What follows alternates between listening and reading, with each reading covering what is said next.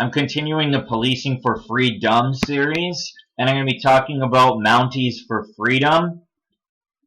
Daniel Bulford, that's right, that's his name, Corporal Daniel Bulford, who is prominently known in the Freedom movement, is part of this organization. And I'm going to be talking about some of its partnerships, including, so in the two previous policing videos, I covered different policing organizations that are as well affiliated with this one.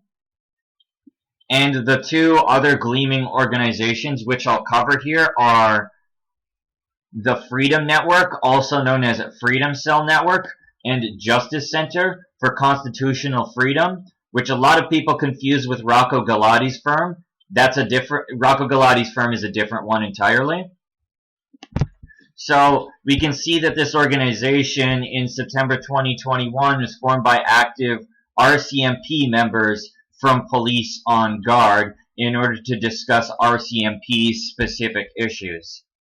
RCMP have a lot of affiliations with big tech and all kinds of organizations such as Palantir, which obviously nobody should trust and nobody should just bat an eye over. I already covered Police on Guard for thee in part 1. So this is Justice Center for Constitutional Freedoms, which was funded in 2010 by this gentleman, John Carpe, and he was called to the bar in 1999 and was the Alberta Director for the Canadian Taxpayers Federation, Canadian Constitution Foundation, and as well Justice Center for Constitutional Freedoms, as stated here. And there is a notable connection between all three of these organizations where he worked, which I'll touch on momentarily. So this video here posted by Canuck Law, they cover Post Media, which is a largely conservative outlet that funds a lot of alternative media. And by media, I mean the Greek goddess of illusions. You change the I to an E, then you have the Greek goddess of illusions. Different spelling, same sound. So this video as well covers something called the Atlas Network, and I had first ran into this organization when I was doing research on NED, the National Endowment for Democracy. The Atlas Network funds a lot of think tanks all over the world. They have mostly a stake in the US from what I understand, but they do have quite a large stake in Canada as well. And to give you an idea of some of the outlets that they fund, these three organizations that I mentioned earlier, the Canadian Taxpayers Federation, Canadian Constitution Foundation, and Justice Center for Constitutional Freedoms, are all funded by the Atlas Network.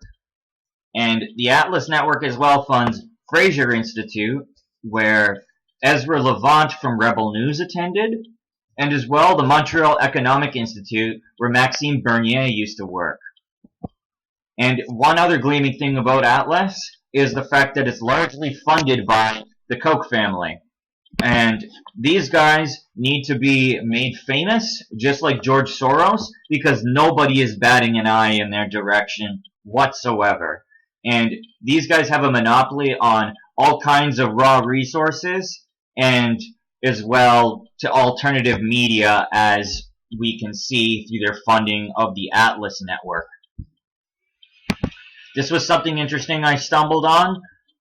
Vincent Gersey is as part of Police for Freedom, the organization covered in part 2, and he was on Rebel News, and I think this is just kind of interesting, all things considering what I just told you about Ezra.